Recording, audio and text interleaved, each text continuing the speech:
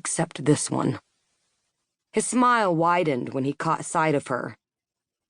"Since you stopped taking my calls, sweetheart, I thought it was time to come to you."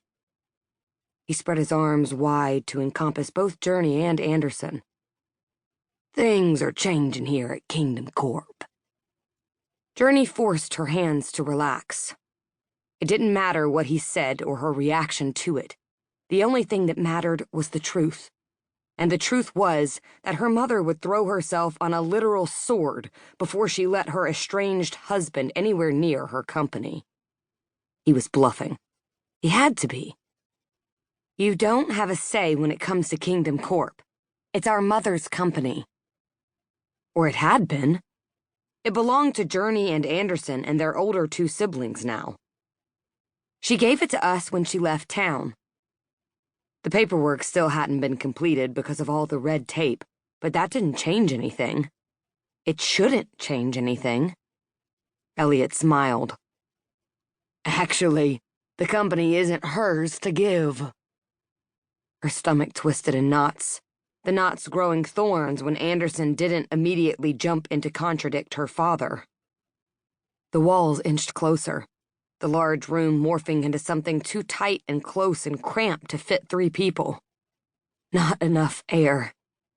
"I can't get enough air." She lost the battle for calm and clenched the armrests of the chair. Anderson shifted, drawing her attention to him like a drowning victim seeking a life preserver.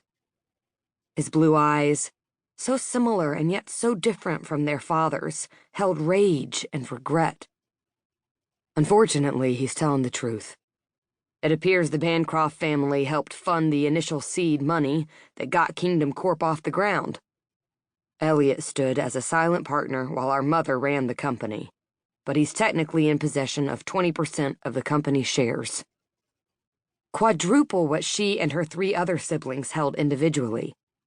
Journey gripped the chair tighter, digging her nails into the wood to keep herself from bolting.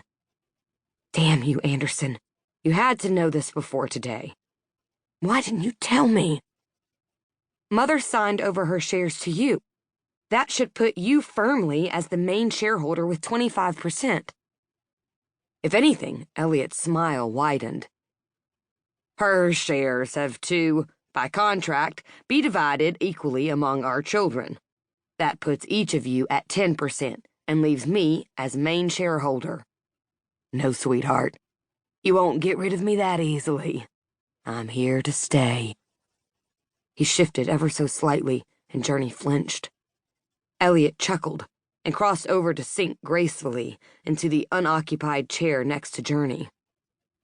"Like I said, there are going to be some major changes happening here at Kingdom Corp now that I'm in charge. I know what happens when he's in charge."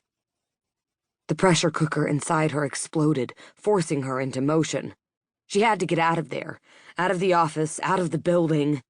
Getting out of Houston itself sounded even better, but that wasn't an option. Kingdom Corp needed her, and needed her more now than it ever had.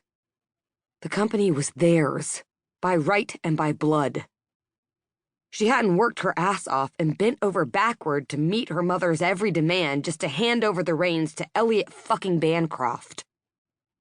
"I'll talk to you later," she told her brother as she leapt from her chair and strode out of the room as quickly as she could in her heels. Journey passed her office and took the elevator down to the ground floor. If she could just get to her apartment, everything would be okay.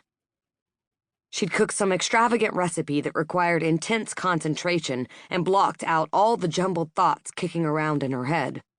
She'd even work remotely so it wasn't a wasted evening. At some point, Anderson would come over and he'd anchor her until she was strong enough to face the world again. If she went home and hid, he won. Journey stopped on the sidewalk outside Kingdom Corp. Turn left, walk home, go through the same series of events she enacted every time her past showed up to slap her down. Or turn right and try something new. She didn't have to go home yet. She could walk for a while, go get a drink, dance a little, live. Do something, anything, to prove to herself.